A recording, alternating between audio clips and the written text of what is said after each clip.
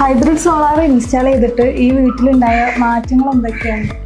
ഈ വീട്ടുകാർക്ക് മെയിനായിട്ട് ഉണ്ടായിരുന്ന ഒരു പ്രശ്നം എന്ന് പറഞ്ഞാൽ മഴക്കാലം ആകുമ്പോൾ നമുക്ക് ഉണ്ടാകുന്ന പ്രശ്നമാണ് എവിടെയെങ്കിലും വല്ല ഇലക്ട്രിക് പോസ്റ്റ് പൊട്ടി വീണ് കണ്ട് കറണ്ട് ഉണ്ടാവില്ല. മിക്കവാറും കറണ്ട് ഇനി വന്നു കഴിഞ്ഞാൽ തന്നെ എല്ലാവരും കൂടെ ഈ ഇലക്ട്രിക് മോട്ടോർ ഇടുന്ന സമയത്ത് വീണ്ടും വോൾട്ടേജിൻ്റെ ഇഷ്യൂ ആയിരിക്കും. അത്ര ഇഷ്യൂസ് ഒന്നും ഇവിടെ ഹൈബ്രിഡ് സോളാർ ഇൻസ്റ്റാൾ ചെയ്തതിന് ശേഷമില്ല.